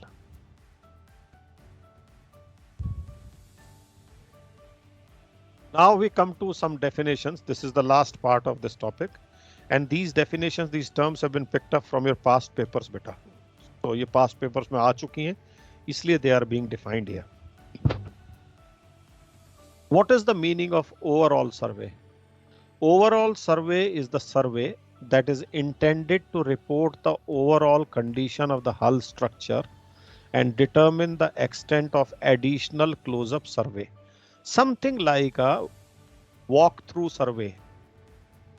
Overall survey मतलब ये overall survey मतलब ये नहीं comprehensive survey नहीं. Overall का मतलब आपने उसको वहां से walk through किया, आपने टैंक के अंदर गए, आपने visual inspection की. That means you have inspected, you have run through, or you have walked through, you have seen through the entire part of the ship, overall part of the ship. And based on your this overall survey, now you determine what is the extent of close-up survey. So the overall survey experience leads to determination of the extent of additional close-up surveys. Is this understood, beta? So word overall survey should not mean comprehensive detailed survey. ना वो नहीं है इसका मतलब. Is that clear? मतलब कि sir सब चीजों का सर्वे बेटा it is like a walk through यार. Why walk through all parts of the ship with an intention of gauging its overall condition, right? ठीक है sir. Now we come to close-up survey. Close-up survey means survey carried out from a close distance. Is a survey where the details of the structural components are within close visual inspection range of the surveyor. And how do we define that? It is normally within the hand reach. So itna close se inspection karo that the site is within the hand reach of the surveyor. Correct, beta? That is the close-up survey. Understood? Then we have representative spaces. As the name suggests, बिना पढ़े भी बता दोगे. Random sampling करते हो, they become representative of the full sample, full lot. So आप कुछ spaces को अगर आप कहते हो मेरे में 15 ballast tanks हैं और आप 2 ballast tanks को representative space बना के उनका inspection करते हो, and based on that you want to extrapolate and evaluate the condition of other ballast tanks, then those 2 ballast tanks which have been surveyed become the representative spaces for the ballast tanks. So आपने जो sample उठाया है to represent the other spaces of the similar categories, those sample spaces become the representative spaces. Is that clear? Yes sir, ये clear हो गया sir. But एक चीज पूछ रहा था कि इसमें जैसे हमारे साथ क्या हुआ था कि पहले उसने 6 टैंक गेज वो जाके चेक कर लिए थे थोरली अंदर जाके, और बाकी 6 टैंक उसने बोला था नेक्स्ट पोर्ट पे मैं कर लूंगा. करेक्ट. तो अब इसमें इस केस में रिप्रेजेंटेटिव स्पेसेस वाला तो कोई फंडा लगेगा ही नहीं ना सर? नहीं बेटा, ऐसा होता है. कई बार क्या होता है, दैट डिपेंड्स कि कौन सा सर्वे कर रहे हो और शिप कितना पुराना है. ठीक है. Yes sir. ओके. उनमें अगर आपका रिन्यूअल सर्वे है और आपको सारी स्पेसेस इंस्पेक्ट करनी है तो सारी करोगे, राइट? और जो तुम स्पेस कर रहे थे जरूरी नहीं है ना, अब जो तुम अंदर गए और तुमने इंस्पेक्शन की, that could be part of your overall survey ना। यस सर, अच्छा ठीक है। ओवरऑल सर्वे में रिप्रेजेंटेटिव स्पेसेस थोड़ी आएंगे। हाँ जी, ठीक है। लेकिन अगर आपको यूटी गेजिंग, आपने सपोज यूटी गेजिंग करनी है तो आपने मान लो 2 बल्क हेड्स की कर ली एंड आपने उसको extra provided the rules permit, so then those to become the representative spaces ना। ओके। अच्छा ठीक। So representative spaces are those which are expected to reflect the condition of other spaces of similar type and service and with similar corrosion prevention systems. Clear now? Yes, sir, when selecting representative spaces, account should be taken of service and repair history on board and identifiable critical and or suspect areas or hard scale at percent or more of areas under consideration. So that is what are the representative spaces. And suspect areas. If you have a reason to suspect कि यार 2 number balance tank में ना problem हो सकती है structure की, so that becomes suspect area. अब वो सस्पेक्ट एरिया कैसे बनेगा? वो सस्पेक्ट एरिया बनेगा आपकी पिछले सर्वे से कि वहां पे आपने देखा था उस टाइम कुछ था, या पिछली यूटीएम गेज रिपोर्ट से, so they become the suspect area. तो सस्पेक्ट एरियाज को तो फिर आप क्लोजअप सर्वे करोगे ही और वहां की यूटी गेजिंग फिर से करोगे।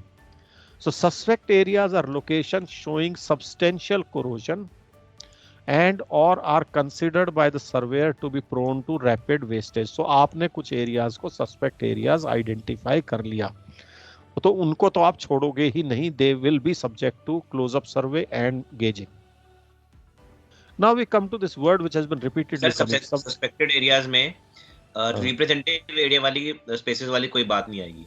नहीं, सस्पेक्ट एरियाज तो बेटा representative areas could be contributing to identification of suspect areas, but suspect areas could be also coming in from other sources and not limited only to representative areas. Okay, जैसे मैं एक example, जैसे 5 मान लो मेरा 4 wing 1 wing 2 wing, ये पांचों मेरे suspected area है। मैं कहूं नहीं ठीक है 1 और 2 स्टारबोर्ड साइड खाली चेक करूंगा। नहीं सर, नहीं सस्पेक्ट नहीं, अगर सस्पेक्ट एरिया आइडेंटिफाई हो गया तो then it has to be close up survey has to be done. Close up survey, हाँ जी sir. Because it has fallen into, अगर वो suspected category में पहले ही आ गया ना बेटा। हाँ जी भाई इसीलिए पूछ रहा हूँ मैं कि उसमें तो कोई ये बेटा it is like this, 4 people are suspected of a crime. You cannot say मैं 2 को चेक करके बाकी 2 को छोड़ दूंगा, क्योंकि 2 को नहीं पकड़े तो 2 कहाँ से पकड़े, उनमें कहाँ पकड़े जाएंगे? Because the 4 are suspects, the 4 are suspects here. Okay. Substantial corrosion is the extent of, ये इसको ध्यान से सुन लो। Substantial corrosion is the extent of corrosion such that the assessment of corrosion pattern indicates wastage in excess of 75% of the allowable margins but within acceptable limits. इसका मतलब क्या है? Suppose आपकी thickness plate की है 12 mm, ठीक है, लेकिन वहां पर आपके रूल्स के हिसाब से मिनिमम प्लेट की थिकनेस होनी चाहिए 9 mm, तो आपके पास अलाउेबल वेस्टेज कितनी हो गई बेटा? 3 mm, करेक्ट? एम आई राइट? सर 75% बोला ना? नहीं पहले उससे उसको नहीं बोल रहा मैं, कुछ और बोल रहा हूँ, उसको छोड़ दो थोड़ी देर। Yes sir. मैं कह रहा हूँ एक लोकेशन है जहां मेरी मिनिमम प्लेट की थिकनेस होनी चाहिए 9 mm, राइट? मैंने वहां 9 mm की जगह प्लेट लगाई 12 mm की, तो मेरे पास अलाउेबल वेस्टेज कितनी है? 3 mm। 3 mm। अब इस अलाउेबल वेस्टेज का अगर मैं 75% से एक्सेस में वेस्टेज हो जाए, 3 mm का 75% से ज्यादा अगर वेस्टेज हो जाए, ठीक है, 3 mm का 75% कितना हो जाएगा? About 2 point some mm, 2.025। Okay 2.3 mm, let us से 2.3 mm, करेक्ट? जी सर। तो अगर 2.3 mm से ज्यादा वेस्टेज होगा एंड ऑब्वियसली 3 से कम है तो प्लेट रिन्यूअल तो नहीं चाहिए because minimum requirement is 9 mm, right? Yes sir. लेकिन मेरी वेस्टेज जो है, जो अलावेबल वेस्टेज थी उसका 75% क्रॉस कर चुकी है already, right? Yes sir. Then in that space the corrosion will be referred to as substantial corrosion. The corrosion shall be referred to as substantial corrosion. ये मैं एक डायग्राम तीन था, 3 का 75% हमें लेना है।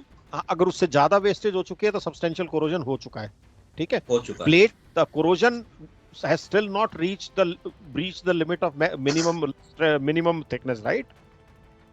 जब मिनिमम थिकनेस की लिमिट को ब्रीच कर देगा तो फिर तो आपके पास चॉइस नहीं, फिर तो प्लेट रिन्यूअल मांगेगी। Okay sir. For ships built under IX structural rules corrosion sir ये जो चीजें डिसाइड हुई हैं, ये मटेरियल की थिकनेस की जो बात करते हैं हम, ये इसके with respect to its strength बात करते हैं ना, कि मतलब उसकी स्ट्रेंथ इतनी कम हो जाएगी बेसिकली। दोनों चीजें होती हैं बेटा। एक तो होती है स्ट्रेंथ, वो तो static strength, dynamic stress, मतलब ability to withstand static stresses, ability to withstand dynamic stresses, right? And at the same time it will also be determined by कि शिप ओनर जो ऑर्डर कर रहा है शिप को, वो शिप की service life कितनी देखना चाहता है, ठीक है? एक मिनिमम तो आपको मीट करना है, लेकिन ship owner may want to go for much thicker plating and scantlings because he wants a ship to be built for a much longer period, right? उसको 25 साल चलाना है मान लो जहाज, तो वो उस हिसाब से ही अपना मटेरियल वगैरह को पैसा लगा। तो जो रूल्स हैं वो कहेंगे भाई मिनिमम इतना होना चाहिए, मिनिमम से ऊपर चला गया तो ठीक है, उसके बाद आपके सर्वे हो ही रहे हैं, जब आप मिनिमम को ब्रीच करोगे तो आपके जहाज को स्क्रैप करना ही पड़ेगा फिर। Okay sir, understood.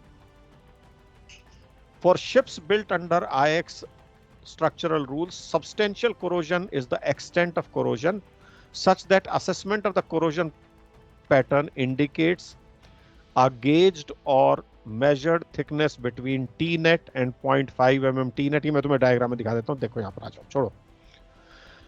ये जो T है ये मेरे टोटल थिकनेस है, जैसे मैंने अभी 12 mm जिसको बोला था आपको, ठीक है बेटा? Okay, this is the total thickness जो मैंने अपने एग्जांपल में भी 12 mm दिया था। Okay, yes sir.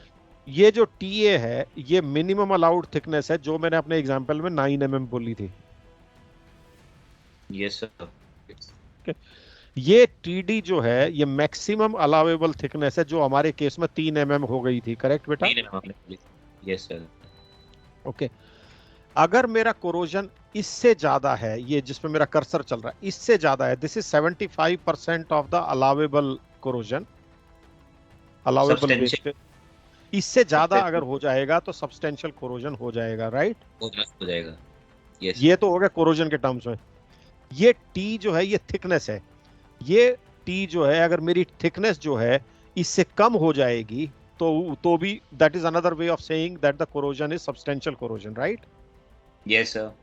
अगर थिकनेस मेरी T सब्सटेंशियल से कम हो जाएगी तो that means corrosion is more than 75%, correct बेटा, ऑफ द अलाउएबल वेस्टेज। समझ गए हो भाई? Yes sir. So T substantial should be equal to TA plus 25% of the allowable wastage. ये T substantial will be TA plus ये छोटा वाला portion, ये कितना है? ये 75% है, 25% है, और ये ऊपर वाला 75% है, करेक्ट बेटा?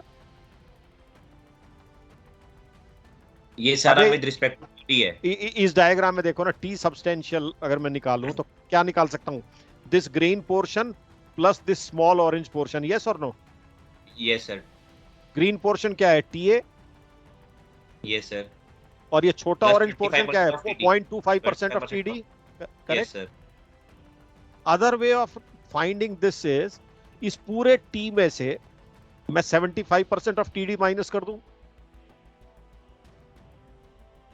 Same thing sir. it brings me back to the green thickness, sorry, T substantial, ये ग्रीन प्लस थोड़ा सा ऑरेंज। मतलब this T substantial can be obtained in two ways. One is this green height plus this 25% of the orange, या ये पूरी thickness बड़े वाला T minus 75% of TD. So yes, these are the two ways this T substantial thickness substantial can be obtained, right? Okay, sir. So when my thickness is less than T substantial, the corrosion shall be called as substantial corrosion. Correct, beta? Yes, sir. When the thickness is lesser than T substantial, the corrosion shall be substantial corrosion. Am I right? Yes, sir. ये diagram clear हो गई बेटा? And with this, the word substantial corrosion also gets understood, right? Yes, sir. ये समझ sir TD decide कौन करता है? क्या? TD तो मैंने बताया ना तुम्हें कि ये तो कंस्ट्रक्शन रूल्स डिसाइड करेंगे TA तो कंस्ट्रक्शन, हाँ मतलब Correct. वही TD या TA और जो होगा वो कंस्ट्रक्शन रूल डिसाइड करेंगे. T then ship owner की input also comes in deciding T. Yes, sir. ये तो T तो ship owner वाला. So then difference is TD बेटा. ओके. तो TA डिसाइड करते हैं बेसिकली जो कंस्ट्रक्शन वाले हैं. तो अब हम TD मतलब आ जाता है हमारे पास बेसिकली वो वाला. TD will be the differential between the two ना. डिफरेंस बिल्कुल. Okay. Now we come to the term coating condition. बहुत बार आया है ये भी बेटा. कोटिंग कंडीशन के लिए तीन टर्म्स यूज होते हैं. एक होता है गुड, एक होता है फेयर और एक होता है पुअर. सो अगर आपको coating condition as per ESP आए तो आपको make sure good, fair, poor को लिख के अंडरलाइन कर दो. बस वो इतना देखेगा हाँ भाई इसको पता है इसमें गुड, फेयर और पुअर होती हैं. And then of course you can explain these. Good coating condition is the one where there are only minor where there is minor spot rusting. Otherwise, the paint is intact. Fair is with local breakdown of coating at the edges of stiffeners and weld connections, and or light rusting over 20% or more of areas under consideration. But but less than that is defined for poor condition. तो ये 20% से ऊपर लेकिन poor से better होगा तो fair होगा. अब पहले पुअर देख लेते हैं because poor is used in fair. So let's use the word see the poor here. Poor condition with general breakdown of coating over 20% or more of areas, or hard scale at 10% or more of areas under consideration. तो ये जो आपका है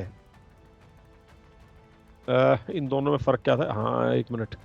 fair का एक minute. Poor let me just capture it again. Poor condition with general breakdown of coating over 20% और more of areas, or hard scale over 10% or more of areas under consideration is poor. Okay, fine. We go to fair. Fair condition with local breakdown of coating at the edges of stiffeners and weld connections and or light rusting over 20% or more of areas under consideration, but less than as defined for poor condition.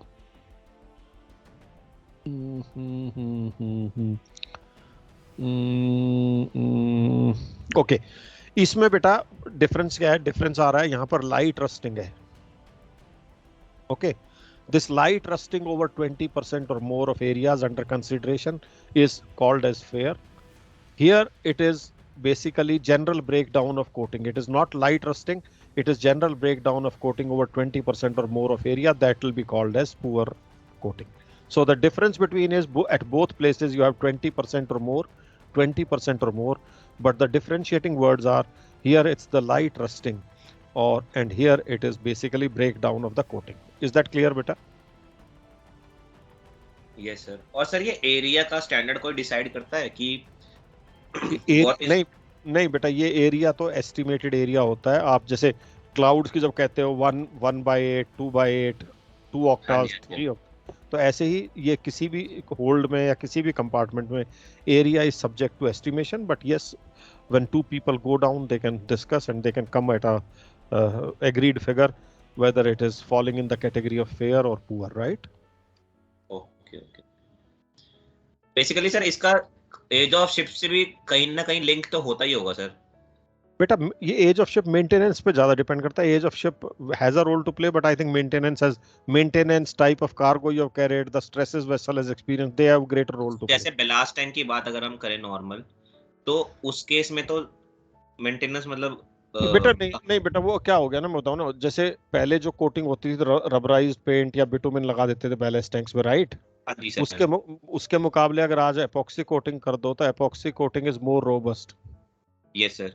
So it also depends how the space is protected, ना?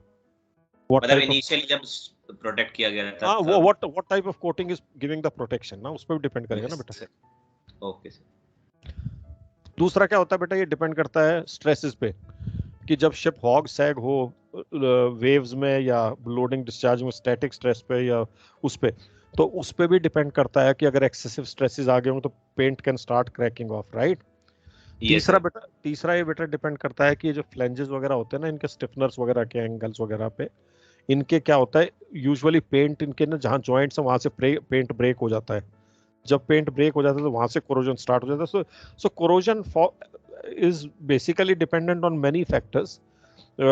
As an operator, what you are doing is you are trying to now evaluate to what extent that corrosion has affected my structure, right? ये बेटा same चीज यहाँ भी देख लो, यहाँ थोड़ा सा और क्लियर आ जाएगा तुम्हें. कोटिंग के तीन type, good, fair and poor. So let's start with good. Only minor spot rusting. Fair, local breakdown of coating at the edges of stiffeners and weld connections, and or light rusting over 20% or more of the areas. यहाँ पर है general breakdown over 20% or more areas, and or hard scale over 10% or more of the area. So this is good, fair and poor.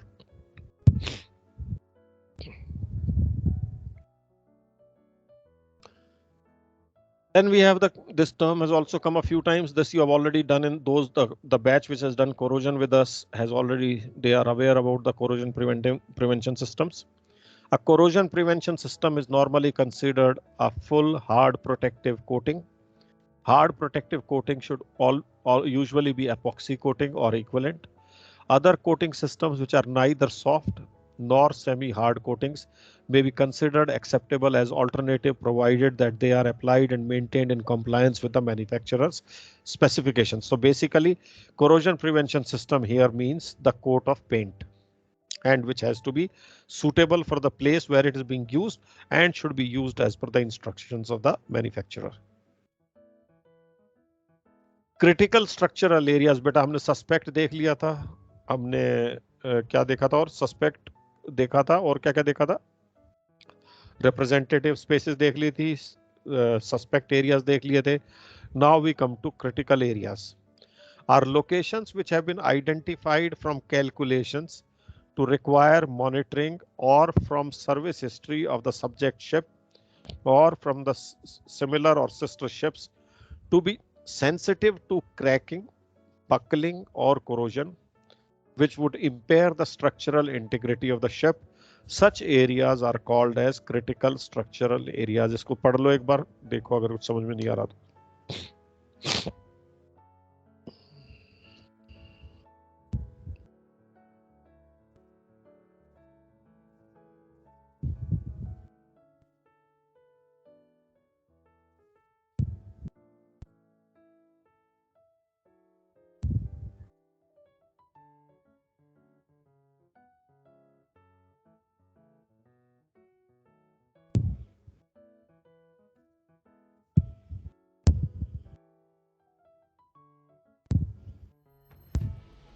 ठीक है भाई.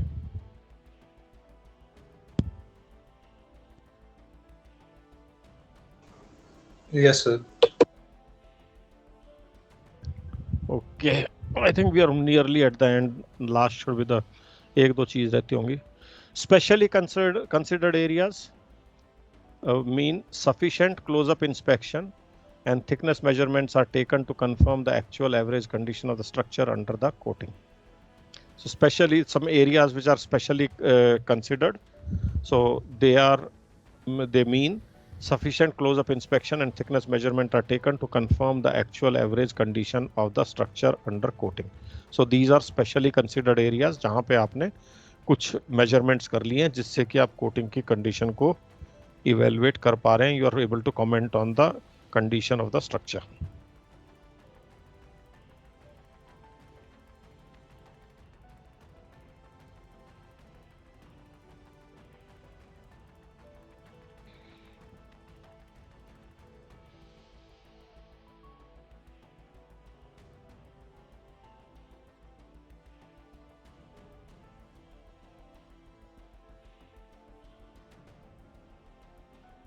बेटा ये term कई बार आई है एग्जाम में, access to the structures. Access to the structure, we just spoke about the close-up survey. What is called as a close-up survey?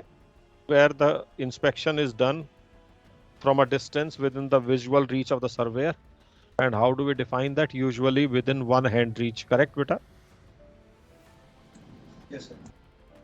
तो अब सर्वेयर को उन स्ट्रक्चर्स के इतना पास जाना है तो आपको उसको means या access देना पड़ेगा so that he can reach those places. So you will have to provide staging, you will have to provide scaffolding, you may have to fill up the tanks and provide a dinghy depending on the space. So that is what means by the access to the structures. For overall survey, means should be provided to enable the surveyor to examine the structure in a safe and practical way. For close-up survey, depending on the size of the ship and structure being surveyed, shall comprise of suitable one or more of the following means of access acceptable to the surveyor. Of course, the access means should always be acceptable to the surveyor. It can be permanent staging and passages through the structures. It can be temporary staging and passages through structures. It can be lifts or movable platforms. It can be portable ladders. It may be hydraulic arm vehicles such as conventional cherry pickers, lifts and movable platforms. It may be boats or rafts provided the structural capacity of the hold is sufficient to withstand static load at all levels of water.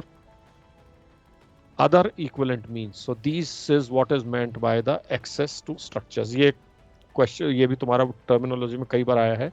So access to the structure means what are the possible equipments that can be used to provide access to the surveyor. Documentation on board. You'll be carrying, of course, some documents on board. So the owner should obtain, supply and maintain on board documentation as detailed below. Documents include condition evaluation report, survey report file consisting of reports of structural surveys, condition evaluation report, and thickness measurement reports. So this survey report file is your ESP file, and you should have condition evaluation report. Survey program that was agreed upon, main structural plans of cargo holds and ballast tanks, previous repair history, cargo and ballast history, inspection by ship's personnel with reference to structural deterioration in general and leakage in the bulkheads and piping. The survey report file shall be available also in the owner with the owners and the administration office, or in the office of the organization recognized by the administration. So that means ये survey report file जो है जहाज पे होगी, owner के office में होगी, और ये administration के पास होगी या RO के पास होगी, which is allowed by the administration. So these are the documents which are to be on board, and these documents are also available in the owner's office. बेटा ये तुम्हारा last term है, age of the vessel. The age of the vessel, we have already said earlier also, is a vital criteria under ESP governing the intensity of surveys, especially as pertaining to requirements of thickness measurement and close-up surveys. Example, the close-up survey and thickness measurement requirements of bulk carrier is as follows. So these tables are only as an example from the ESP code. Okay, they demonstrate that as the age of the vessel increases, the intensity of the survey is also bound to increase. You can see here the close-up survey at the time of renewal of the certificates. If you see, when the vessel's age is less than or equal to 5 years, that means first renewal survey, the survey intensity is lesser. At the second annual survey, the intensity increases. At the third annual survey, it further increases, and greater than 15, it further goes up. So it keeps increasing. The intensity of the survey keeps increasing with the age of the vessel. You can remember some of these points and put down just to establish that yes, as the age increases, the intensity also increases. यही इसी के example एक और table है. Thickness measurement at renewal surveys. Less than 5 years होगा तो सिर्फ suspect areas का करोगे. 5 to 10 years होगा तो इन एरियाज का करोगे, 10 to 15 होगा तो इन एरियाज का करोगे, and greater than 15 in areas का करोगे. So the intensity of thickness measurement also keeps increasing with the age of the survey. So in other words, age of a survey vessel has a direct role to play on the intensity of survey in the under the enhanced survey program. And you can just mention few of these examples, whatever you can remember. मैंने तो उठा के copy paste कर दिया, but you have to learn, so you can learn whatever you feel is comfort you are comfortable with. एक भी example ले जाओगे इनमें से, ये क्लोजअप सर्वे का है, ये थिकनेस मेजरमेंट का है, जो भी तुम्हें अच्छा लगे याद करके please try and supplement this particular thing. नहीं तो शुरू के स्लाइड, अगर इसमें प्रॉब्लम हो रही है तो शुरू के स्लाइड्स में चले जाना, जहां मैंने कहा था कि from third for a vessel of greater than 20,000 ton dead weight, from the third renewal survey the survey has to be by 2 surveyors, correct. और फिर उसी में हमने कहा था जो 1 लाख डेड वेट से ऊपर का था उसका the intermediate survey between 10 and 15 years, वहीं से आपके 2 surveyor हो जाएंगे. So those examples can also be put here. If you find difficult to remember these tables, you can leave out these tables and you can remember those 2 examples and put them down in support of your claim that age of a vessel has an important role to play as far as intensity of the survey is concerned under the enhanced survey program. Is that clear, beta?